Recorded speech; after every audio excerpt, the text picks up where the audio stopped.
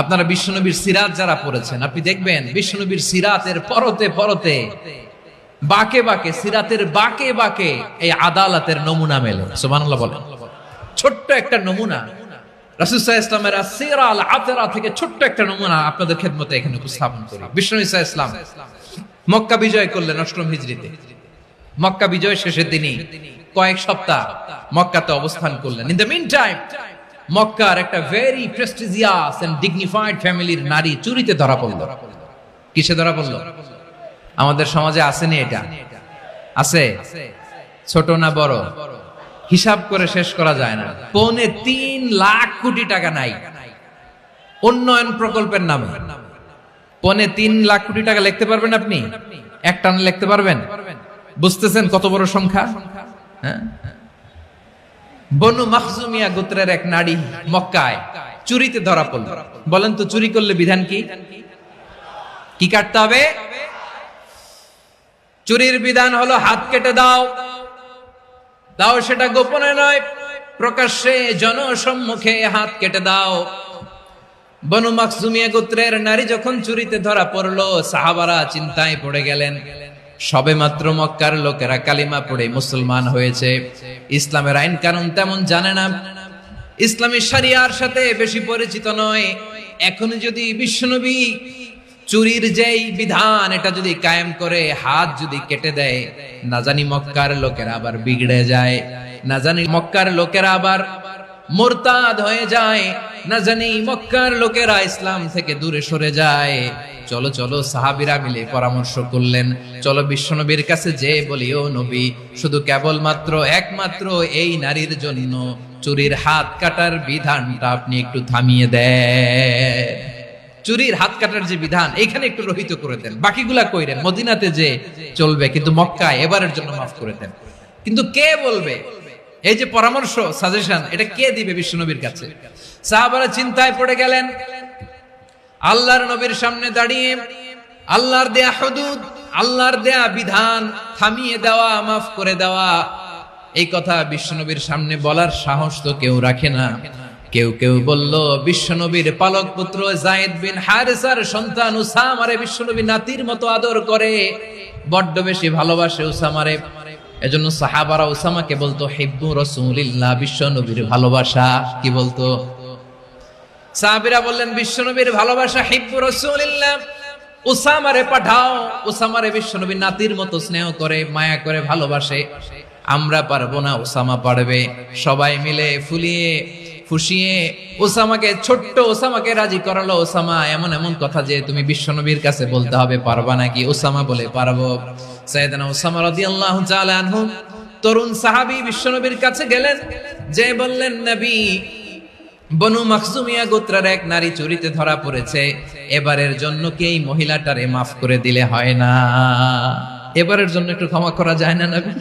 বিশ্বনবী বলেন, আতাশফাউ ফি হাদ্দিম মিন হুদুদিল্লাহ, তোমার এত বড় সাহস উসামা, তুমি আল্লাহর হাত, আল্লাহর দেয়া বিধান, এটার ব্যাপারে সুপারিশ করতে এসেছো? তোমরা কি জানো তোমাদের আগে যত কওম, যত গোত্র, যত জনপদ ধ্বংস হয়েছে তার কারণ ছিল তাদের মধ্যে গরিবরা অন্যায় করলে তারা বিচার করত, আর ধনীরা অন্যায় করলে তারা মাফ করে দিত। খবরদার!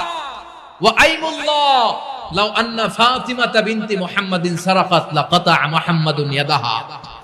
বিশ্বনবী বললেন, ওরে ওসামা, বনু মাখজুমিয়ার ওই প্রেস্টিজিয়াস এন্ড ডিগনিফাইড ফ্যামিলির মেয়ে তো দূর কি বাত, অনেক দূরের কথা।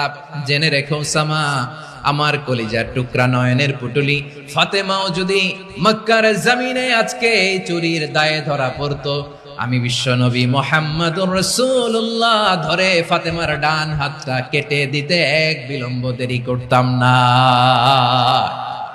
ইন্নাল্লাহা ইয়া'মুরু বিল আদল, আমাদেরকে জাস্টিস শিখায়। পশ্চিমারা আমাদেরকে ইনসাফ শিখায়, আমাদেরকে সুশাসন শিখায়। আর ইনসাফ, সুশাসন, ন্যায় বিচার, সুবিচার, জাস্টিস কারে বলে বিশ্বনবীর বায়োগ্রাফি থেকে জেনে নাও। এই ছিল বিশ্বনবী সাল্লাল্লাহু আলাইহি ওয়াসাল্লামের আদালতের নমুনা। আপনি যদি সাইয়েদনা ওমর ফারুকের জীবনের দিকে তাকান, এমন কঠোর এমন বীর সেনানী ছিলেন, সাইয়েদনা ওমরে ফারুক যদি রাস্তার এই মাথা দিয়ে হাঁটা শুরু করতেন, শয়তান ওমরে ফারুককে দেখলে ওই রাস্তা রেখে দিয়ে অন্য রাস্তা দিয়ে হাঁটতো। সুবহানাল্লাহ। ওমরে ফারুক রাদিয়াল্লাহু তাআলা আনহু কি পার্সোনালিটি ছিল, কি পার্সোনালিটি। আমাদের এলাকায় ছোট বাচ্চারা রাতে ভাত খেতে চায় না, আমার মেয়েটাও খেতে চায় না, এই এটা দিব ওইটা দিব, আজকে মাহফিলে আসার সময় বলে দিছে লিস্ট করে এটা এটা আনতে হবে। তো ছোট্ট বাচ্চাদের অনেক বায়না থাকে, ওরা রাতে খেতে চায় না। তো মায়েরা বিভিন্ন ভয় দেখায়, এই বাঘ আসবে খাও, এই ভূত আসবে খাও। আপনারা কি বলেন চট্টগ্রামে? ভূত ভূত ভূত আসবে, বাঘ আসবে, খাও খাও খাও, তাড়াতাড়ি খাও। তো বাচ্চারা এগুলো শুনে ভয়ে খেতে শুরু করে। মদিনার জমিনেও একই ঘটনা ঘটতো, মদিনার ছোট্ট ছোট্ট সোনামণিরা খেতে চাইতো না। তো মায়েরা বলতো, হা হুয়া ইয়াতি উমর, হা হুয়া ইয়াতি উমর, ওই যে উমর আসতেছে, উমর। ওমরে ফারুকের কথা শুনলে বাচ্চারা একেবারে ঠান্ডা। প্রভু তুমি বলেছ রাসূল দেবে না, বলনি দেবে না ওমর, বলনি দেবে না হামজা তারি, খালিদ বিজয় সমর। প্রভু তুমি বলেছ রাসূল দেবে না, বলনি দেবে না ওমর, বলনি দেবে না হামজা তারি, খালিদ বিজয় সমর। প্রভু তুমি বলেছ রাসূল দেবে না। আল্লাহু আকবার। ওমরে ফারুক রাদিয়াল্লাহু তাআলা আনহু, ওনার কথা শুনলে গায়ের মধ্যে গুজবাম হয়, গায়ের পশমগুলো দাঁড়িয়ে যায়। সুবহানাল্লাহ বলেন। কি পার্সোনালিটি ছিল, কি ব্যক্তিত্ব ছিল। মুনাফিকরা ওমরে ফারুককে জমের মতো ভয় পেত। শয়তান, খুদ শয়তান এই রাস্তা দিয়ে আসলে শয়তান অন্য রাস্তা দিয়ে হাঁটত। ওমরে ফারুক রাদিয়াল্লাহু তাআলা আনহুর জীবনে যদি দেখেন, তাহলে সেখানে আপনি আদালতের, ইনসাফের, সুশাসনের, জাস্টিসের নমুনা দেখতে পাবেন। কয়টা শুনবেন? সাইয়েদনা ওমরে ফারুক রাদিয়াল্লাহু তাআলা আনহুর সন্তান আব্দুর রহমান মিশরে মদ খেয়ে মদ্যপ অবস্থায় ধরা পড়েছে। মদ খাওয়ার কারণে, মদ যদি কেউ পান করে আর যদি প্রমাণিত হয়, তার বিচার হলো 80 বেত। আওয়াজ করে বলেন কয় বেত? বাংলাদেশেও তো এই আইন আছে নাকি? বাংলাদেশে আছে? হ্যাঁ, মদ খাইলে 80 বেত, এই আইন বাংলাদেশে চালু হোক, আমরা চাই কি চাই না? একেবারে সহজ, পানির মতো সহজ হিসাব, একেবারে সহজ। ওমরে ফারুক রাদিয়াল্লাহু তাআলা আনহু ছেলে ভুল করে মদ পান করে ফেলেছিলেন। আব্দুর রহমান, ঘটনা ঘটেছে মিশরে। মিশরের গভর্নর তখন আমর ইবনে আস রাদিয়াল্লাহু তাআলা আনহু। আব্দুর রহমানের ভাই যে গভর্নরকে বলল, গভর্নর যদি একটু দয়া করেন, খলিফার ছেলে আমার ভাই আব্দুর রহমান মদ্যপ অবস্থায় ধরা পড়েছে, জনসম্মুখে যদি আপনি বেত্রাঘাত করেন আমাদের প্রেস্টিজ থাকে না, যদি 80 বেত আপনি মারেন আমার কোনো কথা নাই, কিন্তু ঘরের ভেতরে মারেন। আব্দুর রহমানের ভাইয়ের সুপারিশ শুনে সাইয়েদনা আমর ইবনে আস রাদিয়াল্লাহু তাআলা আনহু রাজি হয়ে গেলেন। ঘরের ভেতরে লোকচক্ষুর আড়ালে 80 বেত তিনি মানলেন। কিন্তু ঘটনাক্রমে এই কথা লুকিয়ে লুকিয়ে ঘরের ভেতরে 80 বেত মারার কথা সাইয়েদনা ওমর ফারুক মদিনা থেকে জানতে পারলেন। মদিনা থেকে তিনি ফরমান জারি করলেন, এই বিচার যেমনটি আমর ইবনে আস আদায় করেছে, এটা প্রকৃতপক্ষে আদায় হয় নাই। আসো সবাই মদিনায় আসো, আমর ইবনে আস মদিনায় আসো, আব্দুর রহমানও আসো, সবাই আসো, জনসম্মুখে এই বিচার কার্যকর করতে হবে। সাইয়েদনা ওমর ফারুক মসজিদে নববীর পিলারের মধ্যে নিজের ছেলেকে বাঁধলেন, আবার জনসম্মুখে 80টা বেত তার গায়ের মধ্যে মারলেন। মাজমুয়ে ফাতাওয়া ইবনে তাইমিয়া রাহিমাহুল্লাহ উনি এটা নকল করেছেন। এটা সবচেয়ে বিশুদ্ধ মত, আর অনেক মত আছে। মারা গেছে কবরের উপর, ওগুলো বাদে দিলাম। কেমন খলিফা ছিলেন, কেমন খলিফা! পশ্চিমারা তোমরা জাস্টিস আমাদেরকে শেখাও, ইনসাফ কারে বলে, সুশাসন আমাদেরকে তোমরা শিখাও। ওমরে ফারুক রাদিয়াল্লাহু তাআলা আনহু ওইটাকে, ওই বিচারকে তিনি ধর্তব্য মনে করেন নাই। মদিনাতে এনে আবার জনসম্মুখে আবার 80 বেত মেরেছেন। মিশরে ওমরে ফারুক রাদিয়াল্লাহু তাআলা আনহু আমর ইবনে আসকে গভর্নর করে পাঠালেন। সেখানে আমর ইবনে আসের ছেলে একটা প্রতিযোগিতায় রানার আপ হয়েছে। এক মিশরি সেখানে চ্যাম্পিয়ন হয়েছে। রানার আপ বুঝতে পেরেছেন তো? সেকেন্ড হয়েছে। এক মিশরি হয়েছে চ্যাম্পিয়ন প্রথম, কিন্তু গভর্নরের ছেলে ও জিততে পারে নাই। ও রাগে ওই মিশরির গায়ের মধ্যে কয়েকটা লাঠি দিয়ে বাড়ি মেরেছে। মিশরি যে মদিনাতে ওমরে ফারুকের কাছে বিচার দিলেন, আপনার গভর্নরের ছেলে অন্যায়ভাবে আমার গায়ে হাত তুলেছে। সাইয়েদনা ওমরে ফারুক আবার ফরমান জারি করলেন, আসো মদিনাতে আসো। মিশরীকে ডাকলেন। ওই মিশরের গভর্নর আমর ইবনুল আস রাদিয়াল্লাহু তাআলা আনহুকে ডাকলেন, তার ছেলেকেও ডাকলেন। সবাই বসে রইল। আমর ইবনুল আস রাদিয়াল্লাহু তাআলা আনহু মাথা নিচু করে বসে আছেন, লজ্জায় কাচুমাচু। হায় হায়, আজকে আমার ছেলের কারণে আমিরুল মুমিনিন খলিফাতুল মুসলিমিন ওমরে ফারুকের কাছে আমি জনসম্মুখে লজ্জিত হচ্ছি। সাইয়েদনা ওমরে ফারুক বললেন, এই নাও লাঠি। গভর্নরের ছেলে তোমার মাথার মধ্যে যতগুলো বাড়ি মেরেছে, আজকে জনসম্মুখে তুমি অতগুলা বাড়ি মারো। মিশরি বলে, থাক, আপনি যে ডেকে আনছেন সবার সামনে এটা বলছেন, এতেই আমি খুশি। আল্লাহু আকবার। আপনার মহানুভবতা দেখে আমি খুশি, আর অপমানের দরকার নাই। ওমরে ফারুক বলে, না, খবরদার, এই কথা মিশরি তুমি বলো না, মারো, যতগুলা বাড়ি মেরেছে মারো।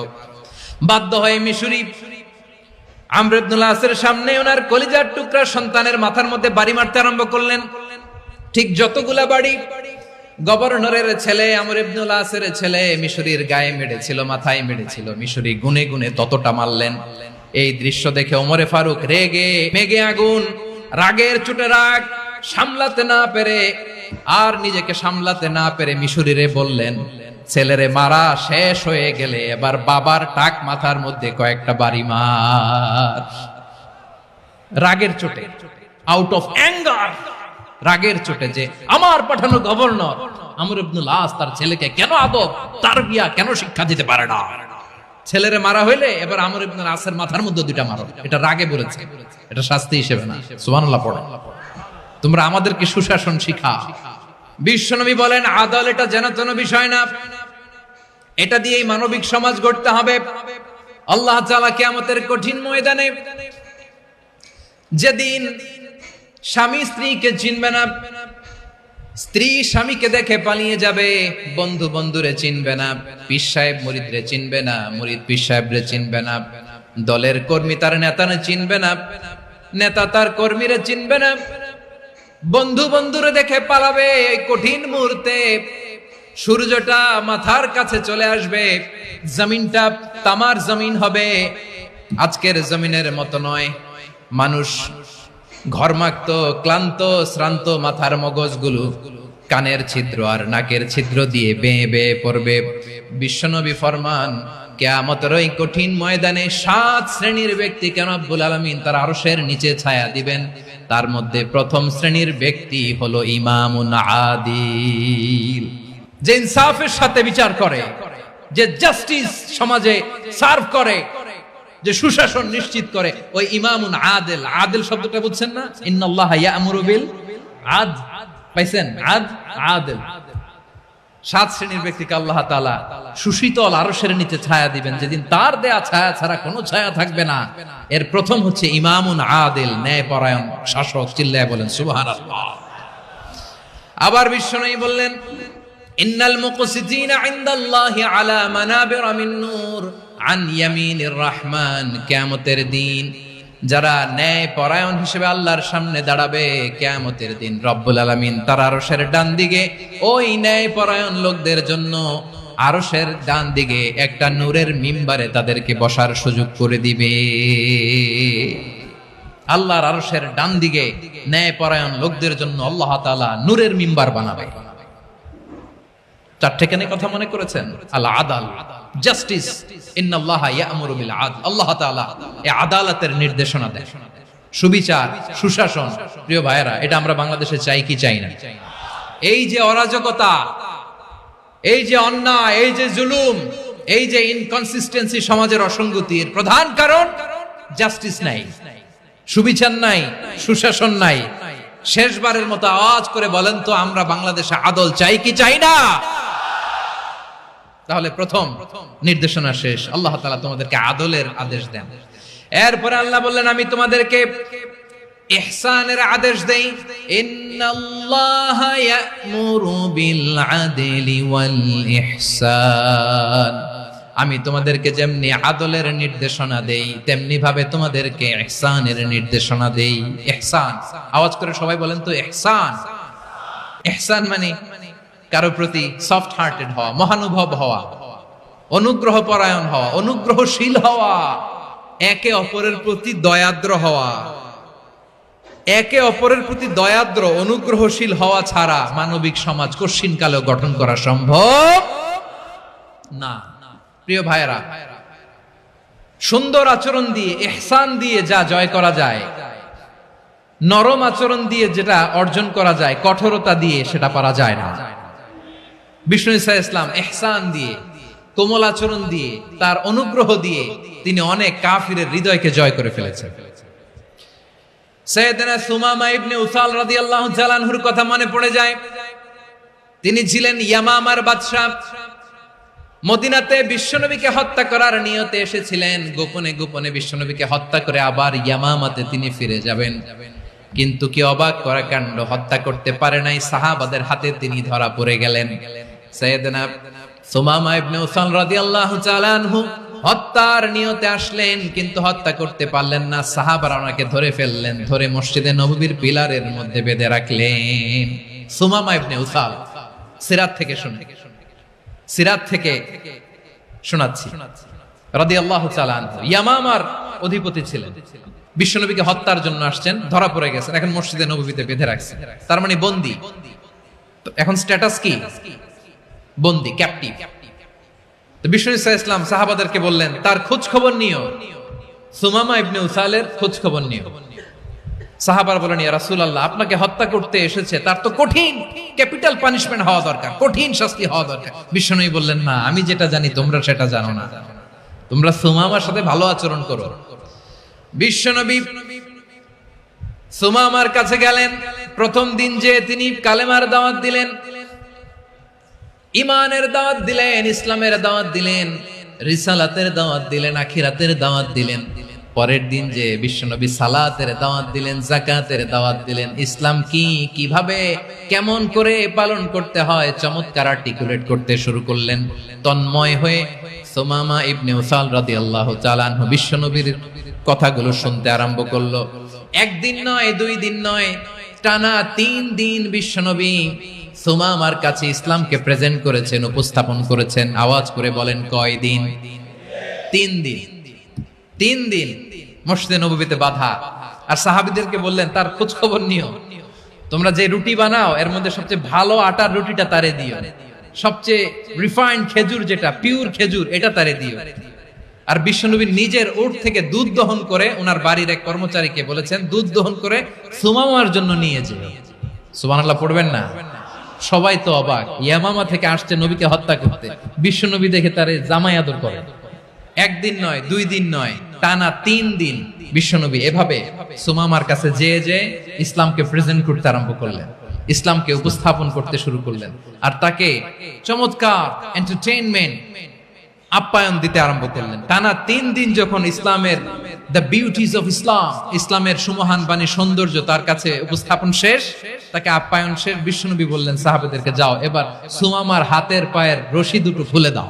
সাহাবারা তর্ক জুড়ে দিলেন, লা ইয়া রাসূলুল্লাহ, এমনটা করবেন না, তো ভয়ঙ্কর ভয়ঙ্কর খুনি, কি জানি কি হয়ে যায়। বিশ্বনবী বললেন, না, তার হাতে পায়ের রশিগুলো খুলে দাও। সাহাবারা বিশ্বনবীর কথা মতো তার হাতে পায়ের রশিগুলো খুলে দিল। সুমামা মুহূর্তের মধ্যে মসজিদে নববী থেকে বের হয়, ইয়ামামায় ফিরে না যে মসজিদে নববীর পাশে একটা খেজুর বাগান ছিল সেখানে চলে গেলেন। সেখানে একটা ছোট্ট কুয়া ছিল, কুয়ার পানি দিয়ে তিনি গোসল করলেন। সুবহানাল্লাহ পড়েন। কুয়ার পানি দিয়ে গোসল করে মসজিদে নববীর সামনে এসে বিশ্বনবী এবং সাহাবাদের সামনে দাঁড়িয়ে সাব্বাবা উঁচু করে বললেন, আশহাদু আল্লা ইলাহা ইল্লাল্লাহ ওয়া আশহাদু আন্না মুহাম্মাদান আবদুহু ওয়া রাসূলুহু। আমি সাক্ষ্য দিচ্ছি আল্লাহ ছাড়া কোনো ইলাহ নাই, আর মুহাম্মদ আল্লাহ তাআলার প্রেরিত বান্দা এবং রাসূল। প্রিয় ভাইরা, ইহসান দিয়ে যা জয় করা যায়, কঠোরতা দিয়ে সেটা কঠিনকালেও জয় করা যায় না। আওয়াজ করে বলেন ঠিক কি না? এবার সুমামা দাঁড়িয়ে বলে, ওগো নবী, আমি তো কালিমা পড়ে মুসলমান হয়ে গেলাম, এবার শোনেন, এই মুহূর্তের আগে আপনার চেহারার চাইতে নিকৃষ্ট কোনো চেহারা আমার কাছে ছিল না, কিন্তু শাহাদা পাঠ করার পরে আপনার চেহারার চাইতে উত্তম শ্রেষ্ঠ কোনো চেহারা আমার কাছে আর নাই। ও নবী, আজকের দিনের আগে ইসলাম ধর্মের চেয়ে নিকৃষ্ট অপছন্দনীয় কোনো ধর্ম আমার কাছে ছিল না, কিন্তু এই মুহূর্ত থেকে ইসলামের চেয়ে সেরা শ্রেষ্ঠ পছন্দনীয় কোনো ধর্ম আমার কাছে নাই। নবী গো, আজকের দিনের আগে মদিনার চাইতে অপছন্দনীয় নিকৃষ্ট কোনো শহর আমার কাছে ছিল না, কিন্তু এই মুহূর্তের পর থেকে মদিনার চাইতে কোনো শ্রেষ্ঠ শহর আমার জানা নাই। সে ছিল গমের বড় ডিলার, গম বেচতো। কি বেচতো? তার গম কিনে মক্কার লোকেরা রুটি খাইতো। সে ঘোষণা দিল, আজকে থেকে মক্কাবাসীদের জন্য সব গম আমি হারাম করে দিলাম, মক্কাবাসী এখন না খেয়ে মরে। সুবহানাল্লাহ পড়বেন না? মক্কাবাসী বিশ্বনবীর কাছে আসলেন, এসে বললেন, মুহাম্মদ, আমরা তো তোমার ভাই, তোমার চাচা, তোমার ভাতিজা, তোমার আত্মীয়, তুমি সুমামারে বলো সে যেন আবার গমের সাপ্লাই মক্কার জন্য অনুমতি দিয়ে দেয়। বিশ্বনবীর অনুমতি ক্রমে সুমামা আবার মক্কাতে গম পাঠাতে শুরু করলো। পড়েন সুবহানাল্লাহ। ইহসান, ইহসান দিয়ে আপনি যেটা জয় করতে পারবেন, you can win the heart of your enemies. ইহসান দিয়ে আপনি আপনার শত্রুর হৃদয়কে জয় করতে পারবেন। এজন্য আল্লাহ বললেন, ওয়া আনফিকু ফি সাবিলিল্লাহি ওয়া লা তুলকু বিআইদিকুম ইলাত তাহলুকা ওয়া আহসিনু ইন্নাল্লাহা ইউহিব্বুল মুহসিনিন। তোমরা আল্লাহর রাস্তায় দান করবে আর নিজেরা নিজেদেরকে ধ্বংসের হাতে ঠেলে দিও না। তোমরা একে অপরের প্রতি ইহসান করবে, কারণ ইহসানকারীদেরকে আল্লাহ বড় ভালোবাসেন। সুবহানাল্লাহ পড়েন। আবার সূরা রহমানে আল্লাহ বললেন, হাল জাযাউল ইহসানি ইল্লাল ইহসান ফাবিআইয়ি আলা, সবাই পড়েন, ফাবিআইয়ি আলাই রাব্বিকুমা তুকাযযিবান। ইহসানের প্রতিদান হিসেবে ইহসানি হয়। বিশ্বনবী সুমামার প্রতি যেমন ইহসান করেছেন, সুমামাও ঠিক তেমন ইহসান ফিরিয়ে দিয়েছে। ঠিক কিনা বলেন? তাহলে এক নম্বরে হচ্ছে আদ, ন্যায় বিচার। দুই নম্বরে সবাই বলেন ইহসান, সদাচরণ। ইহসান দুই ধরনের প্রিয় ভাইরা, ইহসান ফিল ইবাদা, ইহসান ফিল মুআমালা। ইহসান ফিল ইবাদা হচ্ছে একাগ্র অনুভবে ইবাদতে ডুব দেওয়া, এর নাম ইবাদতের ইহসান। সুবহানাল্লাহ পড়ুন।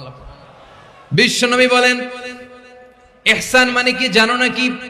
হাদিসে জিবরিলে সাইয়েদনা জিবরিল আলাইহিস সালাম বিশ্বনবীকে বললেন, আখবিরনি আনিল ইহসান। নবী আমাদেরকে বলেন ইহসান মানে কি?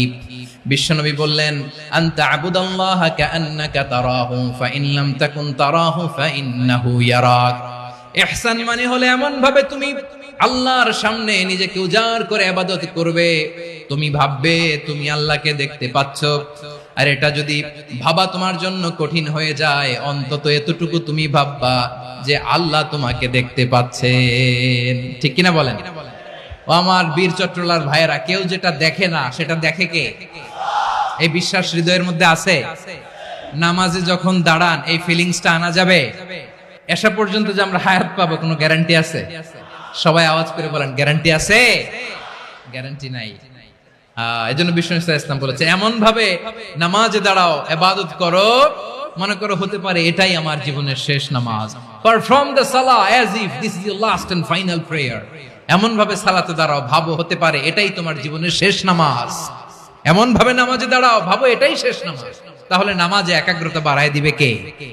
ফলে ইবাদতের ইহসান আমাদের অর্জিত হবে। আর মুআমালাতে ইহসান হলো, বিশ্বনবী বলেন, ইন্নাল্লাহা তাবারাকা ওয়া তাআলা কাতাবাল ইহসানা আলা কুল্লি শাই ফাইদা কাতালতুম ফাআহসিনুল কিতলা ওয়া ইযা যাবাহতুম ফাআহসিনুয যাবহা ওয়ালিয়ুহিদ্দা আহাদুকুম শাফরাতাহু ওয়ালিয়ুরিহ যাবিহাতাহু। ইহসান দুই ধরনের, আওয়াজ করে বলতে হবে কয় ধরনের? একটা হচ্ছে ইহসান ফিল ইবাদা, ইবাদতে ইহসান। ইবাদতে ইহসান কি? একাগ্র অনুভব দিয়ে ইবাদত করা, মন প্রাণ দিয়ে ইবাদত করা। আর মুআমালাতে ইহসান কি? সব কাজে, দৈনন্দিন কাজে, কর্মে, সামাজিক অ্যাক্টিভিটিতে কোমলতা প্রদর্শন করা, অনুগ্রহের সাথে সবকিছু করা। আল্লাহ তাআলা ইন্নাল্লাহা তাবারাকা ওয়া তাআলা কাতাবাল ইহসানা আলা কুল্লি শাই, তিনি সব কিছুর ব্যাপারে ইহসানকে আবশ্যক করেছেন। সবকিছু। মুমিনের সব কাজে ইহসানের পরশ থাকবে। ওয়াইদা কাতালতুম ফাহসিনুল কিতলা, বিষ্ণুই বলেন তুমি যখন কাউকে হত্যা করো ইহসানের সাথে করো। সুবহানাল্লাহ পড়বেন না? যখন হত্যা করো তখনও ইহসানের সাথে। আচ্ছা হত্যা করবো আবার ইহসান আসবে করতে করে তো মেরেই ফেলবো আমি। আল্লাহ, ও ভাই একজন খুন করেছে, খুনি রাষ্ট্রীয় আইনে তার শাস্তি হয়েছে ডেথ পেনাল্টি, মৃত্যুদণ্ড। এখন মৃত্যুদণ্ড দেখে আপনি যেমনি মন চায় তেমনি মারবেন লোকটারে? ওর নাক কেটে ফেলতে পারবেন? ওর কান কাটতে পারবেন? ওর চোখ উপড়ে ফেলতে পারবেন আপনি? যেমন মন চায় তার অঙ্গহানি করা যাবে না। ইহসানের সাথে তাকে হত্যা করো। সুবহানাল্লাহ, this is Islam, this is the true essence of Islam. ওয়াইদা যাবাহতুম ফাহসিনু যাবহা, যখন জবাই করবে তখনও ইহসানের সাথে জবাই করো। করব জবাই, ওইখানেও নাকি ইহসান। আচ্ছা কুরবানির দিন আমরা পশুগুলোরে কি করি বলেন সবাই আওয়াজ করে? জবাই। জবাই মানে তো এটার মেরেই ফেলতেছি, একটু পরে তো টুকরো টুকরো করে গোশতগুলো খাবো, এটা তো খাবো, এটা তো মেরেই ফেলবে। বিষ্ণু বলে না, জবাইয়ের মধ্যেও মুমিনের জবের ভেতরেও ইহসানের পরশ থাকা চাই। যখন জবাই করবে প্রাণীটাকে হাত পা টাইট করে বেঁধে নাও, ছুরিটাকে শার্পেন করে নাও, ধারালো করে নাও, যাতে অল্প সময়ে জবাইটা হয়ে যায়, প্রাণীটা যাতে কম কষ্ট পায়। সুবহানাল্লাহ পড়েন। দিস ইজ কল্ড ইহসান। আল্লাহ তাআলা যেমনি আদলের আদেশ করেছেন, ন্যায় বিচার জাস্টিস এনশিওর করতে বলেছেন, সমাজে ইহসানের ব্যবহার, ইহসানের অনুশীলন তিনি করতে বলেছেন। এজন্য মুমিনের প্রতিটি কাজে, আমার চট্টগ্রামের ভাইরা আমার দিকে তাকান, খেয়াল করে শুনুন, মুমিন জীবনের প্রতিটি কাজে ইহসানের পরশ থাকা চাই। আমরা যেন আমাদের পরিবারের প্রতি ইহসান করি, আমরা যেন আমাদের কর্মচারীদের প্রতি ইহসান করি, আমরা যেন আমাদের কলিগদের প্রতি ইহসান করি, আমরা যেন আমাদের ভাইদের প্রতি ইহসান করি। মুমিন জীবনের প্রতি কাজে ইহসানের পরশ থাকার দরকার আছে না নাই? কথা বুঝতে পেরেছেন? তাহলে আল্লাহ তাআলার তিনটা আদেশ ছিল, কয়টা গেল? প্রথমে কি ছিল? আদল। তিন নম্বরে রব্বুল আলামিন বললেন ওয়া ইতাইদিল কুরবা, নিকটাত্মীয়দেরকে দান করো। নিকট আত্মীয়দেরকে দাও, যারা তোমাদের ব্লাড কানেকশনের আত্মীয় তাদেরকে তোমরা দাও। এখানে জেনারেলি বললেন দাও, কি দিব সেটা তিনি এখানে বলেন নাই, সেটা তিনি সূরাতুল ইসরার মধ্যে বলেছেন। আল্লাহ বলেন ওয়া আতিযাল কুরবা হাক্কা, নিকট আত্মীয়দেরকে তাদের অধিকার, তাদের প্রাপ্য তোমরা বুঝিয়ে দাও। দেখেন, একটা শান্তির সমাজ, একটা সমৃদ্ধ সমাজ, একটা মানবিক সমাজ গঠনের জন্য আল্লাহ তাআলা বেশি না মাত্র তিনটা অর্ডার, তিনটা ভার্ডিক্ট তিনি জারি করেছেন। এক নাম্বার সুশাসন, ন্যায় বিচার। দুই নাম্বার ইহসান। তিন নাম্বার নিকটাত্মীয়, যারা কাছে তোমার ভেরি ক্লোজ রিলেশনশিপে আছে, তাদেরকে দাও। দাও, দিলে বাড়িয়ে দেয় কে? অনেকে দিতে চায় না, কৃপণতা করে। দিলে বাড়ায় দেয় কে? ওমিয়া মদিনার মধ্যে সবচাইতে গরিব সাহাবী ছিল বেলাল রাদিয়াল্লাহু তাআলা আনহু। ওনার এন্টায়ার অ্যাসেট, সম্পদের পরিমাণ কতদূর জানেন? একটা লুঙ্গি। বেলাল রাদিয়াল্লাহু তাআলা আনহু, ওনার টোটাল ওয়েলথের এস্টিমেশন হচ্ছে মাত্র একটা লুঙ্গি। একটা লুঙ্গি, টোটাল ওয়েলথ এস্টিমেশন, টোটাল সম্পদের পরিমাণ বেলাল রাদিয়াল্লাহু তাআলা আনহুর কি ছিল? ওই বেলাল রাদিয়াল্লাহু তাআলা আনহুকে বিষ্ণু ইসলাম বলেছেন আনফিক ইয়া বেলাল, ও বেলাল তুমিও দাও। ওয়ালা তাখশা মিন যিল আরশি ইখলালা, আরশের অধিপতির তো কোনো ঘাটতি নাই, তুমি দিলে ওই আল্লাহ তোমারে বাড়ায় দিবে। এজন্য আমার প্রিয় ভাইয়েরা, দিলে কমে না, দিলে বাড়ে। অনেকে ধরে রাখে, নতুন কিছু নিতে পারে না, হাত দিয়ে যেটা ধরে রেখেছেন এটা দিয়ে দেন, বড় একটা ধরার সুযোগ পাবেন। জোরে বলেন ঠিক কিনা? রব্বুল আলামিন বললেন ৩ নাম্বার আদেশ হলো তোমাদের প্রতি সমাজটারে কেমন করে মানবিক সমাজ, সুন্দর সমাজ গড়বা। ৩ নাম্বার আদেশ হলো ওয়া আতিদাল কুরবা হাক্কা, নিকটাত্মীয়দেরকে তাদের প্রাপ্য বুঝিয়ে দাও। এই নিকটাত্মীয়দেরকে তাদের অধিকার বুঝিয়ে দেওয়া, প্রাপ্য বুঝিয়ে দেওয়াতে আমাদের গাফলতি আছে না নাই? অনেকে দেখবেন অনেক আল্লাহওয়ালা, তাহাজ্জুদ গুজার, সেজদা দিতে দিতে কপালে কালো দাগ ফেলে দিছে, সে তার বোনের হকটা আদায় করে নাই, আছে না নাই? অনেক বড় হাজী সাহেব, বিশাল লম্বা দাড়ি, ছেলেরে সব দিয়ে দিছে, মেয়েরে কিছু দেয় নাই, মেয়ের হক আদায় করে নাই, আছে না নাই? এই হাজী সাহেবেরা, এই আল্লাহওয়ালারা কিয়ামতের ময়দানে আটকে যাবে। আপনি অন্যের অধিকার নষ্ট করেছেন, তাদের রাইটস কে ভায়োলেট করেছেন। এজন্য আল্লাহ তাআলা বলেন, কারো অধিকার যদি কেউ নষ্ট করে, ওই সমাজটা মানবিক সমাজ কঠিনকালেও হতে পারে না। এজন্য 3 নম্বর আল্লাহ বললেন, ওয়া ইতা ইদিল কুরবা, নিকটাত্মীয়দেরকে দাও। কি দিবা? তাদের অধিকার দিয়ে দাও। বোনের অধিকার বুঝিয়ে দাও, মেয়ের অধিকার বুঝিয়ে দাও, ফুফুর অধিকার বুঝিয়ে দাও। দেখবেন অনেক মায়েরা ছেলের পাতে মুরগির রান দেয়, মেয়ের পাতে দেয় মুরগির ঠ্যাং। তো মেয়ের কি মুরগির রান খেতে মনে চায় না? মনে চায় না? এমনটা করা যাবে না। নিকটাত্মীয়দেরকে অধিকার দিয়ে দাও, নিকটাত্মীয়ের সাথে সুসম্পর্ক রাখো। আদেশটা কার? এজন্য প্রিয় ভাইয়েরা, জীবনে যদি বারাকা অর্জন করতে চান, নিকটাত্মীয়দের সাথে সুসম্পর্ক রাখতে হবে, তাদের জন্য উপহার পাঠাতে হবে। বিশ্বনবী বলেন, লা ইয়াদখুলুল জান্নাতা কাতে, যে ব্যক্তি আত্মীয়তার সম্পর্ককে ছিন্ন করে দেয়, সে কঠিন কালেও আল্লাহর জান্নাতে ঢুকবে না। আপনি কি এটারে সহজ হাদিস মনে করছেন? এটা সহজ কথা? আপনি ভাবছেন আপনার নামাজ আপনারে বাঁচাতে পারবে, আপনার রোজা বাঁচাতে পারবে, আপনার তাহাজ্জুদ আপনারে বাঁচাতে পারবে? অধিকার নষ্ট করলে কিছুই আপনারে বাঁচাতে পারবে না। এজন্য নিকট আত্মীয়দেরকে দিতে হবে বেশি বেশি। বিশ্বনবী বলেন, ইন্না সাদাকাতা আলাল মিসকিনি সাদাকা ওয়া আলা যির রাহিমি ইসনাতান সাদাকাতুন ওয়া সিলা। মিসকিন রে দান করলে শুধু দানের সওয়াব হয়, নিকট আত্মীয়কে দান করলে দুইটার সওয়াব হয়। সাদাকার সওয়াব হয়, আবার আত্মীয়তার বন্ধন অটুট রাখার সওয়াব হয়ে যায়। আবার বিশ্বনবী বললেন, মান সাররাহু আইয়ুবসাতা লাহু ফি রিজকিহি ওয়া ইনসালাহু ফি আসারিহি ফালইয়াসিল রাহিমা। যে ব্যক্তি তার রিজিকের প্রশস্ততা চায় আর হায়াতে বরকত চায়, সে যেন তার আত্মীয়ের সাথে সুসম্পর্ক রাখে। আমার প্রিয় চট্টলার ভাইয়েরা, আমাদের রিজিক বাড়ুক, এটা আমরা চাই কি চাই না? সবাই চান? হ্যাঁ, আমাদের রিজিকে প্রশস্ততা আসুক, চাই কি চাই না? আমাদের হায়াতে বরকত আসুক, আমরা চাই কি চাই না? এই দুইটা যদি চান, তাহলে নিকটাত্মীয়দের সাথে সুসম্পর্ক রাখবেন। পারবেন? তাহলে সমাজটারে মানবিক সমাজ বানায় দিবে কে? 3টা আদেশ চলে গেল। 1 নম্বরে কি ছিল? 2 নম্বরে, 3 নম্বরে নিকটাত্মীয়দেরকে দান। আল্লাহ তাআলা 3টা জিনিসের যেমনি আদেশ করেছেন, অনুরূপ ভাবে 3টা বিষয় তিনি বারণ করেছেন, নিষেধ করেছেন। ওগুলোর কাছেও যাওয়া যাবে। রাব্বুল আলামিন বলেন, ওয়ায়ানহা আনিল ফাহশাই ওয়াল মুনকারি ওয়াল বাগি। আমি যেমনি 3টি বিষয়ে আদেশ করলাম, অনুরূপ ভাবে 3টি বিষয়ে বারণ করলাম, নিষেধ করলাম। আমার 1 নাম্বার নিষেধাজ্ঞা হলো অশ্লীলতার প্রতি। ফাহশা, ওয়ায়ানহা আনিল ফাহশা, আল্লাহ তাআলা অশ্লীলতাকে নিষেধ করেছেন। কোন জিনিসকে? সবাই বলুন, কোন জিনিসকে?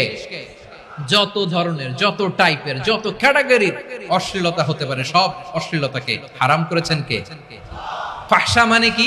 কথায়, কাজে, আচরণে, কমেন্ট, ফেসবুকের কমেন্টসে যত ধরনের নোংরামো আছে, যত ধরনের অশ্লীলতা আছে, এটাকে আরবিতে বলে ফাহশা। রাব্বুল আলামিন বলেন, কুল ইন্নামা حرم ربي الفواحش ما ظهر منها وما بطن। ও নবী, আপনি বলে দেন, আমার রব প্রকাশ্য অপ্রকাশ্য, স্পষ্ট কিংবা অস্পষ্ট, দৃশ্যমান কিংবা অদৃশ্যমান সব অশ্লীলতাকে হারাম করেছেন। সব ধরনের অশ্লীলতা হারাম। আল্লাহ তাআলা আমাদেরকে অশ্লীলতা থেকে বাঁচান। এবার বলেন, আমাদের সমাজে অশ্লীলতা আছে না নাই? অশ্লীলতা নানা ভাবে, নানা নামে, নানা মোড়কে আমাদের সমাজে আছে না নাই? সংস্কৃতির নামে, ফ্যাশনের নামে, বিনোদনের নামে, উপন্যাসের নামে, কনসার্টের নামে অশ্লীলতা আছে না নাই? আপনি দেখেছেন কনসার্টগুলোর অবস্থা? আমাদের তরুণ তরুণীরা, আমাদের যুবক যুবতীরা, আমাদের জেনজিরা, কি অবস্থা ওইখানে? কনসার্টের নামে অশ্লীলতা আছে না নাই? ছেলে মেয়ে একে অপরকে জড়ায় ধরতেছে, একে অপরকে চুমু খাচ্ছে, প্রকাশ্যে, দিবালোকে, গণমানুষের সামনে। আল্লাহ তাআলা এই অশ্লীলতা থেকে আমাদেরকে বেঁচে থাকতে বলেছেন। রূপালী জগতের নামে অশ্লীলতা আছে না নাই? এই টার্মটা আপনারা জানেন না? রূপালী জগৎ কি জগৎ? আসলে কি রূপালী জগৎ না অন্ধকার জগৎ? আমার বোনেরা, আপনাদেরকে যে কি বলে তারা বুঝায়, রূপালী জগৎ শুনেই আপনি ভরকে যাবেন না। রূপালী জগতে যে নারী যত বেশি উলঙ্গ সে নাকি তত বেশি সাহসী। জানেন, বলে এটা একটা সাহসী নারী, খুব সাহসী পদক্ষেপ তার। যত বেশি শরীর থেকে কাপড় নামাতে পারবে, যত বেশি বস্ত্রহীন হয়ে নিজেকে প্রেজেন্ট করতে পারবে, সে নাকি তত বেশি সাহসী। আমার চট্টলার ভাইয়েরা, শয়তানের প্রথমে এজেন্ডা ছিল বনি আদমকে বস্ত্রহীন করা। সে আদম এবং হাওয়া আলাইহিস সালামকে নিষিদ্ধ গাছের ফল খাইয়ে তাদেরকে বস্ত্রহীন করেছে। এই জামিনেও সে আমাদেরকে বস্ত্রহীন করতে চাইবে। এই রূপালী জগতের নামে তারা এটা করে। আমার প্রিয় বোনেরা, আপনি জানেন না আপনার দাম কত। ওরা আপনাদেরকে বিজ্ঞাপনের সস্তা পণ্য বানাতে চায়। ওরা আপনাদেরকে ওদের ভোগের লিপসার টুলস বানাতে চায়।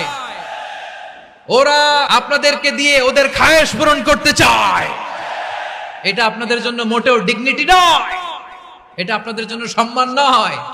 আপনার সম্মান শালীনতায়, আপনার সম্মান হেজাবে, আপনার সম্মান ভদ্রতায়, আপনার সম্মান আপনার ডিসেন্ট পোশাকে। পোশাক বলে দেয় এই নারীটা ভদ্র না অভদ্র। পোশাক বলে দেয় এই মেয়েটা কোন ঘরের মেয়ে। আপনি জানেন না, আপনারা সস্তা পণ্য বানায়, ভোগের পণ্য, বিলবোর্ডে আপনাকে উলঙ্গ করে উপস্থাপন করে। এই অশ্লীলতার সাথে ইসলামের কোন সম্পর্ক।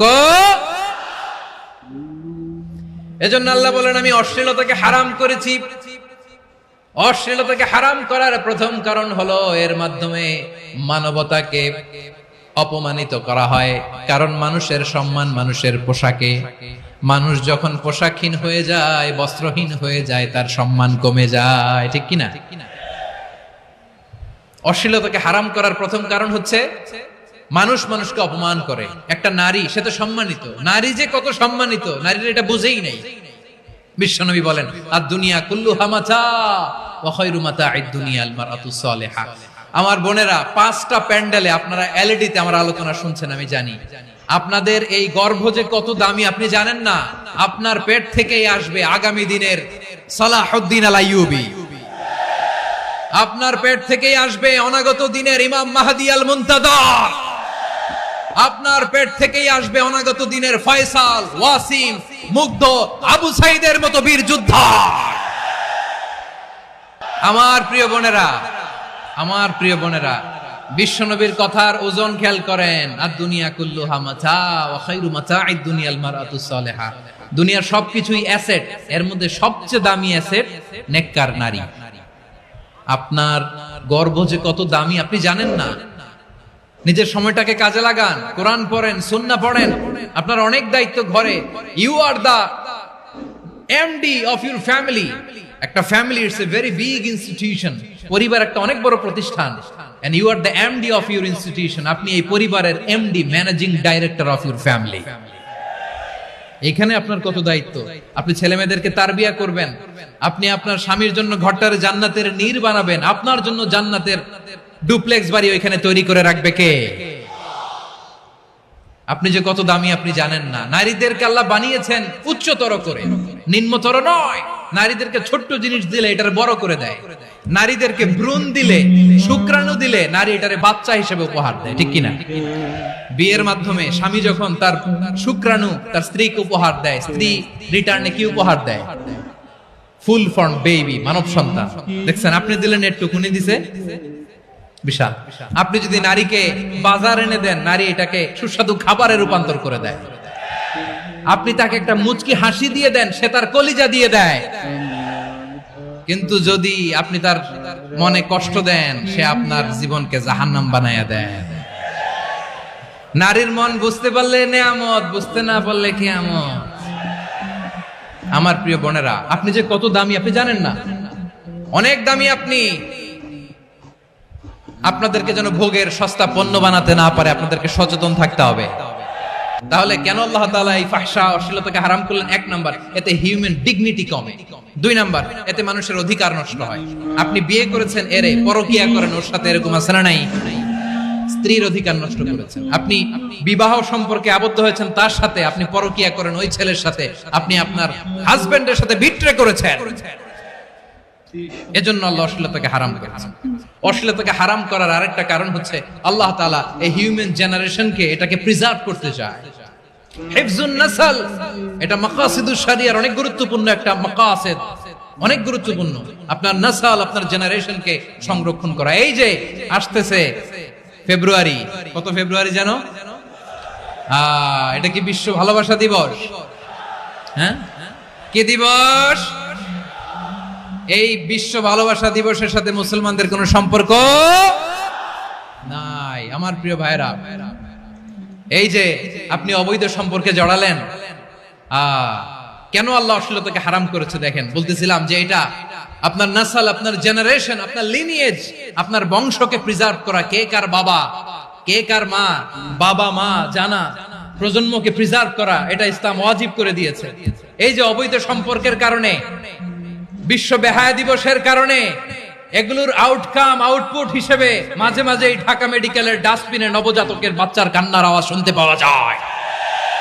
চট্টগ্রাম মেডিকেলের ডাস্টবিনে নবজাতকের কান্না শুনতে পাওয়া যায়। বীর চট্টলার মুসলমানেরা বুঝতে পারলে আওয়াজ করে বলেন, এই যে চট্টগ্রাম মেডিকেলে যে নবজাতকটা পাওয়া গেল, ওর বাবাকে আমাকে বলেন, ওর মাকে, ও কোন ফ্যামিলির সন্তান কেউ জানে? আপনি হিউম্যান ডিগনিটিকে অপমান করেছেন না? আপনি তার ভবিষ্যৎকে অন্ধকার করেছেন না? আপনি তার লিনিয়েজকে প্রশ্নবিদ্ধ করে দিয়েছেন না? এই জন্য আল্লাহ তাআলা অশ্লীলতাকে আমাদের জন্য হারাম করে দিয়েছেন। পড়েন সুবহানাল্লাহ। এই জন্য রাব্বুল আলামিন বলেন, কুল ইন্নামা হারামা রাব্বিয়াল ফাওয়াহিশা মা যাহারা মিনহা ওয়া মা বাতান। প্রকাশ্য অপ্রকাশ্য সব অশ্লীলতাকে হারাম ঘোষণা করে দিয়েছে কে? আবার দুনিয়ার বুকে যারা অশ্লীলতার প্রসার করে তাদের জন্য শাস্তি মজুদ রেখেছে কে? রাব্বুল আলামিন বলেন, ইন্নাল্লাযীনা ইউহিব্বুনা আন তাশিআল ফাহিশাতু ফিল্লাযীনা আমানু লাহুম আযাবুন আলীমুন ফিদ দুনিয়া ওয়াল আখিরাতি ওয়াল্লাহু ইয়ালামু ওয়া আনতুম লা তা'লামুন। নিশ্চয়ই যারা বিশ্বাসীদের মাঝে অশ্লীলতার প্রচার প্রসার করতে চায় তাদের জন্য আমি মর্মন্তুদ শাস্তি প্রস্তুত করে রেখেছি, দুনিয়াতেও রেখেছি, আখিরাতেও রেখেছি। ঘোষণাটা কার? যারা এই নাটকের নামে, সিনেমার নামে, রূপালী জগতের নামে, মুভির নামে, ওটিটি প্ল্যাটফর্মের নামে আমার সমাজে অশ্লীলতা ছড়াতে চায় তাদের জন্য কঠিন মর্মন্তুদ শাস্তি মজুদ রেখে দিয়েছে কে? ও আমার বোনেরা, এখনো আপনি জাগবেন না? এখনো আপনার চিন্তার দুয়ারে এখনো নাড়া পড়ে নাই? ওরা আপনাকে উলঙ্গ বানাতে চায়, ওরা আপনাকে আইটেম গার্ল বানাতে চায়। এজন্য ইসলাম অশ্লীলতাকে হারাম করেছে। হারাম। ইসলাম বলেছে যোজন যোজন দূরে থাকো, ওরা বলে না কাছে আসো, কাছে আসার গল্প, ক্লোজ আপ ওয়ান, কাছে আসার গল্প আছে না নাই? তাহলে অশ্লীলতার সাথে আমাদের কোনো সম্পর্ক? সবাই বলতে পারেননি, আওয়াজ করে বলুন, অশ্লীলতার সাথে আমাদের কোনো সম্পর্ক? আমরা এই সমস্ত ক্লোজ আপ ওয়ান, কাছে আসার গল্পের প্রোগ্রামে যাব? আমরা কোন ধরনের অশ্লীল কন্টেন্ট সোশ্যাল মিডিয়ায়, টিভিতে দেখব? রাব্বুল আলামিন বলেন, ওয়ায়ানহা আনিল ফাহশাই ওয়াল মুনকারি ওয়াল বাগি। তিনটা জিনিসকে আমি নিষিদ্ধ করলাম। এক নাম্বার হলো ফাহশা, অশ্লীলতা। দুই নম্বরে হলো মুনকার, সমস্ত মন্দ কাজ। মুনকার মানে হচ্ছে যত মন্দ কাজ, খারাপ কাজ, বাজে কাজ, এটার বলে মুনকার। এটার কি বলে? আপনারা পড়ছেন না, তা'মুরুনা বিল মা'রুফি ওয়া তানহাউনা আনিল মুনকার। সৎ কাজের আদেশ, অসৎ কাজের নিষেধ। মুনকার, মুনকার হচ্ছে মানুষের স্বাভাবিক বিবেকবোধ যেটাকে খারাপ বলে, ওইটাই মুনকার। পৃথিবীর সব আসমানি গ্রন্থ যেটাকে খারাপ বলেছে, মানুষের স্বাভাবিক বিবেকবোধ যেটাকে খারাপ বলেছে, এগুলো সব মুনকার। যেমন ইফতিজিং, এটা কি ভালো না খারাপ? মজুদদারি, খাদ্যে ভেজাল দেওয়া, ওজনে কম দেওয়া, মাছে ফরমালিন মিশানো, চাঁদাবাজি, টেন্ডারবাজি, দখলবাজি, এগুলো আমাদের স্বাভাবিক বিবেকেই বলে এগুলো খারাপ, এগুলো হচ্ছে মুনকার। আল্লাহ তাআলা এই মুনকার থেকে আমাদেরকে বেঁচে থাকতে বলেন, আর শয়তান এই মুনকারের প্রতি আমাদেরকে উদ্বুদ্ধ করে। আল্লাহ তাআলা বললেন, ইয়া আইয়ুহাল্লাযীনা আমানু লা তাত্তাবিউ খুতুওয়াতিশ শাইতান ওয়া মান ইয়াত্তাবি' খুতুওয়াতিশ শাইতানি ফাইন্নাহু ইয়া'মুরু বিল ফাহশাই ওয়াল মুনকার। আল্লাহ বললেন, আমার গোলামেরা শোনো শোনো, ও আমার বিশ্বাসী বান্দারা খবরদার, তোমরা কশিনকালেও শয়তানের পদাঙ্ক অনুসরণ করবে না, কারণ শয়তান তোমাদেরকে অশ্লীলতা এবং মন্দ কাজের দিকে উদ্বুদ্ধ করে। আমাদের কাজ হচ্ছে শয়তান আমাদেরকে যেদিকে নিতে চায় আমরা তার উল্টা দিকে যাব। শয়তান এই মন্দ কাজকে আমাদের কাছে বিউটিফাই করে চাকচিক্যময় করে আমাদের সামনে উপস্থাপন করে। এজন্য আল্লাহ বলেন মুনকারকে থামাতে হবে, মুনকার প্রতিরোধ করতে হবে। মুনকার প্রতিরোধের দায়িত্ব শুধু আমাদের নাকি? শুধু আপনার খতিব সাহেবের, ইমাম সাহেবের, নাকি মুসলিম উম্মার সবার? আওয়াজ করে বলুন, মুনকার অসৎ কাজ প্রতিরোধের দায়িত্ব কার? রাব্বুল আলামিন বলেন, কুনতুম খায়রা উম্মাতিন উখরিজাত লিন-নাসি তা'মুরুনা বিল মা'রুফি ওয়া তানহাউনা আনিল মুনকার। তোমাদেরকে শ্রেষ্ঠ জাতি করে জমিনের মধ্যে আবির্ভূত করা হয়েছে, যাতে করে তোমরা জমিনের ভেতরে সৎ কাজের আদেশ করতে পারো আর অসৎ কাজের নিষেধ করতে পারো। উম্মাহ কুনতুম খায়রা, তাহলে গোটা উম্মার দায়িত্ব, এটা বুঝতে পারছেন তো? আচ্ছা, আরো নিচে আসেন। এরপরে আল্লাহ বললেন, শুধু উম্মাহ না, এই জমিনের রাজত্ব আমি যাদের হাতে দেই, এই জমিনের মালিক আমি যাদেরকে বানিয়ে দেই, যাদেরকে আমি সরকারের দায়িত্ব দেই, তাদেরকেও মুনকার প্রতিরোধের দায়িত্ব দিয়েছে কে? আল্লাহ বলেন, যারা ক্ষমতার মসনদে বসেছে তাদেরকে 4 দফা কর্মসূচি আমি আল্লাহ দিলাম। আওয়াজ করে বলেন, কয় দফা? আল্লাহ বলেন, আল্লাযীনা ইম্মাক্কান্নাহুম ফিল আরদি আকামুস সালাতা ওয়া আতাউয যাকাতা ওয়া আমারু বিল মা'রুফি ওয়া নাহাউ আনিল মুনকার ওয়ালিল্লাহি আকিবাতুল উমুর। যারা এই জমিনের উত্তরাধিকার হয়েছে তারা 4 দফা কর্মসূচি নিয়ে সামনে আগাবা। সালাত কায়েম করবা, যাকাত আদায় করবা, সৎ কাজের আদেশ দিবা, অসৎ কাজ থেকে মুনকার প্রতিরোধ করবা। আদেশটা কার? আমার প্রিয় চট্টলার ভাইরা, পুরো উম্মার দায়িত্ব মুনকার প্রতিরোধ করা, সরকার প্রধানের দায়িত্ব মুনকার প্রতিরোধ করা। এরপর আল্লাহ বলেন, প্রতিটা ফ্যামিলির যিনি প্রধান সিইও বাবা, প্রত্যেক বাবারও দায়িত্ব এই মুনকার প্রতিরোধ করা। আওয়াজ করে বলেন ঠিক কি না? যেমনটি সাইয়েদনা লোকমান আলাইহিস সালাম ওনার কলিজার টুকরা সন্তানকে আদেশ করেছেন, ইয়া বুনাইয়া আকিমিস সালাতা ওয়া'মুর বিল মা'রুফি ওয়ানহা আনিল মুনকার। পড়েন সুবহানাল্লাহ।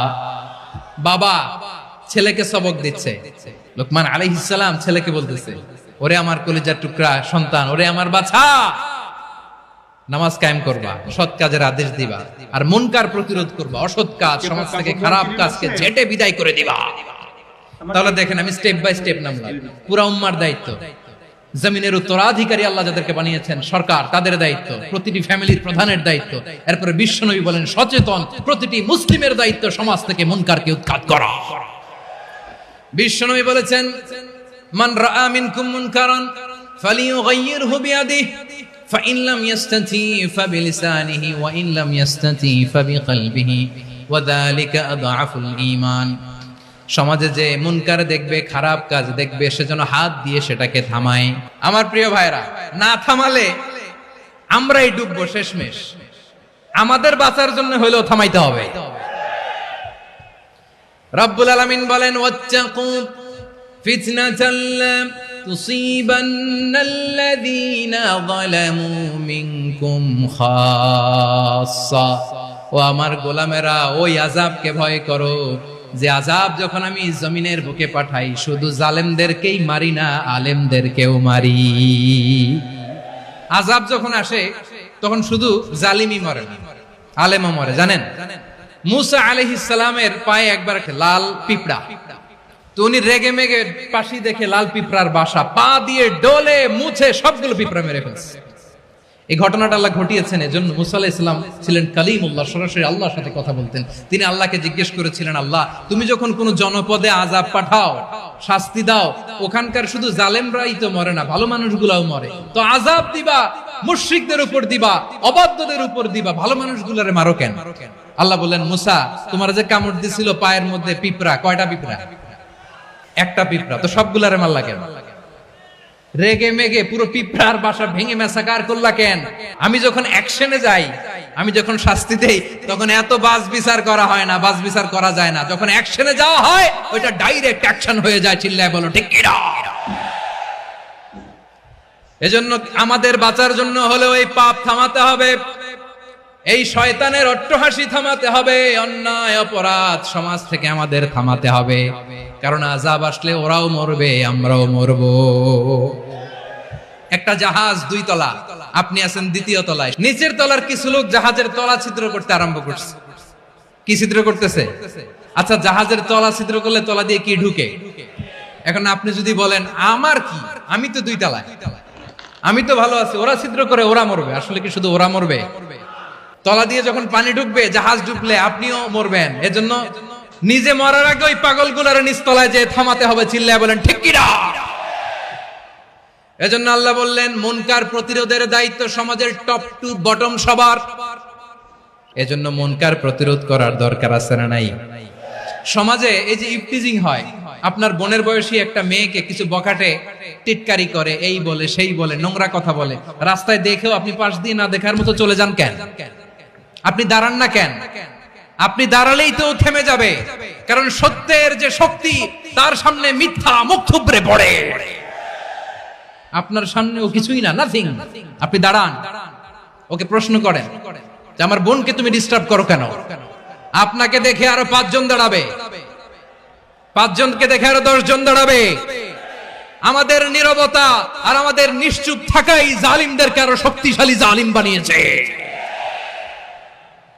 এজন্য মুনকার প্রতিরোধের দায়িত্ব আমাদের সবার।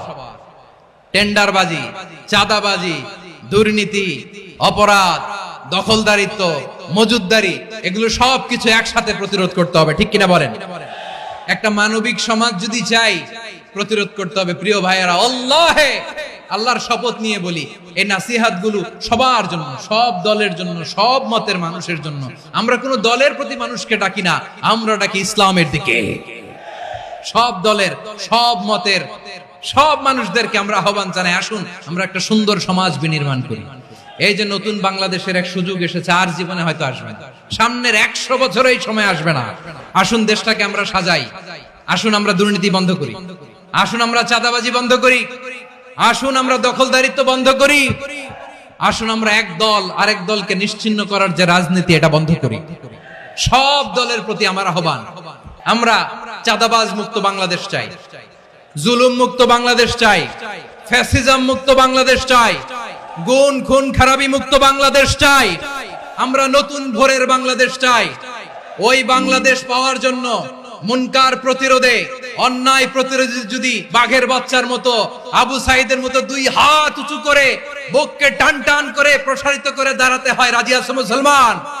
রাব্বুল আলামিন বলেন, ওয়ায়ানহা আনিল ফাহশাই ওয়াল মুনকারি ওয়াল বাগি ইয়াইদুকুম লাআল্লাকুম তাযাক্কারুন। আল্লাহ বললেন, আমি অশ্লীলতাকে নিষেধ করি, আমি সব ধরনের মন্দ কাজকে নিষিদ্ধ করি, সব শেষে আমি সীমা লঙ্ঘনকে তোমাদের জন্য নিষিদ্ধ করি। নিষিদ্ধ করেছেন কয়টা জিনিস? 1 নম্বরে অশ্লীলতা, 2 নম্বরে মুনকার তথা সব মন্দ কাজ, 3 নম্বরে আল বাগি, সীমা লঙ্ঘন, ক্রসিং দ্য লিমিট। সীমা লঙ্ঘন করা ভালো না। We all should know our limits. চিল্লায় বলেন ঠিক কিনা? একই আয়াতে আল্লাহ বললেন, কুল ইন্নামা حرم ربي الفواحش ما ظهر منها وما بطن والإثم والبغي بغير الحق। অন্যায় ভাবে যে অবাধ্য হয়, যে সীমা লঙ্ঘন করে, তাদেরকেও আমি এটা হারাম করে দিলাম। সীমা লঙ্ঘন করা হারাম। আল্লাহ বারবার বারবার আমাদেরকে ওয়ার্নিং দেয়, যখন আমরা থামি না তখন আল্লাহ ধরে, আর যখন ধরে তখন ছাড়ে না। ধরে ধরে ধরে না, ধরলে আল্লাহ। ফেরাউনকে কিন্তু হুট করে ধরে নাই, আপনারা জানেন 9 বার ওয়ার্নিং দিয়েছে। ফেরাউনকে আল্লাহ তাআলা ওয়ার্নিং দিয়েছিল কয়বার? রাব্বুল আলামিন বলেন, ওয়ালাকাদ আতাইনা মূসা 9 আয়াতিন বাইয়িনাত, 9টা মুআজিজা দেখিয়েছি। 1 2 3 বারবার এইভাবে রিমাইন্ডার, ওইভাবে রিমাইন্ডার, এইভাবে নসিহত, ওইভাবে দাওয়া। ফাকুলা লাহু কাওলান লাইয়িনা, নরম করে বলো, সফট করে বলো, যত ওয়ে হতে পারে দাওয়া মেথডোলজি। মুসা আলাইহিস সালামের সব অ্যাপ্লাই শেষ, 10ম বারে যে আল্লাহ ধরছে। 10ম বারে যে ধরেছে। এজন্য আল্লাহ বলেন, আমি সীমালঙ্ঘনকে পছন্দ করি না। কোরআনের অন্য আয়াতে বাগীকে বলা হয়েছে আল ইতিদা, সীমালঙ্ঘন যারা করে তাদেরকে আল্লাহ বলেছেন মুতাদিন। ওয়াকাতিলু ফি সাবিলিল্লাহিল্লাযীনা ইউকাতিলুনাকুম ওয়ালা তা'তাদু ইন্নাল্লাহা লা ইউহিব্বুল মুতাদিন। আমি সীমালঙ্ঘনকারীদেরকে কোশ্চিনকালেও পছন্দ করি না। আমরা যেন সীমালঙ্ঘন না করি, রাজি আছেন তো? যে কোনো ক্ষেত্রে ইবাদতে যেন সীমালঙ্ঘন না করি। অনেকে আমরা ইবাদতে সীমালঙ্ঘন করে ফেলি। বিশ্বনবী সাল্লাল্লাহু আলাইহি ওয়াসাল্লাম যেটা শিখিয়েছেন এর বাইরে যে অতিরিক্ত বুজুর্গ হতে চায়, এরকম আছে না নাই? কোন ক্ষেত্রেই সীমালঙ্ঘন করা যাবে, এমনকি যুদ্ধ ক্ষেত্রেও না। বিশ্বনবী সাল্লাল্লাহু আলাইহি ওয়াসাল্লাম বলেন, খবরদার যুদ্ধ ক্ষেত্রেও সীমালঙ্ঘন করো না। কি সুন্দর ইসলাম আমরা পেয়েছি। বিশ্বনবী বলেন, খবরদার যুদ্ধের ময়দানে কোনো নারীর গায়ে হাত তোলো না, কোনো শিশুর গায়ে হাত তোলো না, কোনো গবাদি পশু হত্যা করো না, কোন শস্য ক্ষেত্র ধ্বংস করো না, ইবাদতরত অন্য ধর্মের কোন সন্ন্যাসীর গায়ে হাত তুলো না। বলেন সুবহানাল্লাহ। তাহলে আমরা সীমালঙ্ঘন করতে পারবো? প্রিয় ভাইরা, একটা সুখী, সমৃদ্ধ, শান্তির সমাজ, মানবিক সমাজ যদি আমরা গঠন করতে চাই, আমাদের আল্লাহর দেয়া কয়টা আদেশ মানতে হবে বলেন দেখি? আর বেঁচে থাকতে হবে কয়টা জিনিস থেকে? আল্লাহর আদেশ কি? 1 নাম্বার আদাল, ন্যায়পরায়ণতা। আমরা সুবিচার, সুশাসন, ন্যায় বিচার চাই কি চাই না? 2 নম্বরে কি ছিল? মাশাআল্লাহ, আমরা যেন সবার প্রতি দয়া পরবশ হই, ইহসান করি। 3 নম্বরে কি ছিল? নিকটাত্মীয়দের দান করা, তাদের অধিকার প্রাপ্য বুঝিয়ে দেওয়া। পাশাপাশি 3টা জিনিস থেকে আল্লাহ বারণ করেছেন, নিষেধ করেছেন। তার প্রথমটা ফাহশা, অশ্লীলতা। অশ্লীলতার সাথে আমাদের কোনো সম্পর্ক। 2 নম্বর নিষেধাজ্ঞা কি ছিল? আল মুনকার, সমাজের যত মন্দ কাজ এগুলোকে আমরা প্রতিরোধ করব। রাজি আছেন তো সবাই? 3 নম্বরে আল বাগী, সীমালঙ্ঘন। কোন মুসলিম সীমালঙ্ঘন করে না। রাব্বুল আলামিন শেষে বললেন, ইয়াইদুকুম লাআল্লাকুম তাযাক্কারুন, আল্লাহ তোমাদেরকে উপদেশ দেন যাতে তোমরা শিক্ষা গ্রহণ করো। আমরা উপদেশ দেব, আমরা জোর করে কাউরে কিছু মানাতে চাই না। লা ইকরাহা ফিদ্দীন ওয়াযাক্কির ফাইন্না যিকরা তানফাউল মুমিনিন। উপদেশ দিলে এটা মুমিনদের কাজে দেয়। লাস্তা আলাইহিম বিমুসাইতির ইন্নামা আনতা মুযাক্কির। নবী হে, আপনি রিমাইন্ডার দাতা, আপনি উপদেশ দিবেন। আমরাও বিশ্বনবীর এই হাদিসগুলো থেকে, কোরআনের আয়াত থেকে রিমাইন্ডার, এই কথামালা, বাণী বাহক হিসেবে এই বাণীগুলো আপনাদের সাথে কাছে পৌঁছে দিলাম। আমরা আল্লাহ তাআলার কাছে প্রার্থনা করি, আল্লাহ আমরা যেন আদল দিয়ে আমাদের সমাজকে গঠন করতে পারি। আল্লাহ আমরা যেন ইহসান করতে পারি, আমরা যেন নিকটাত্মীয়দের দান করতে পারি। আল্লাহ যত ধরনের অশ্লীলতা, অনাচার, মন্দ কাজ, সীমালঙ্ঘন, অবাধ্যতা থেকে যেন আমরা বেঁচে থাকতে পারি। আল্লাহ তাআলা আমাদের সবাইকে কথাগুলো বোঝার ও আমল করার তৌফিক দান করুক। নারীর মন বুঝতে পারলে নেয়ামত, বুঝতে না পারলে কিয়ামত। আপনি তাকে একটা মুচকি হাসি দিয়ে দেন, সে তার কলিজা দিয়ে দেয়।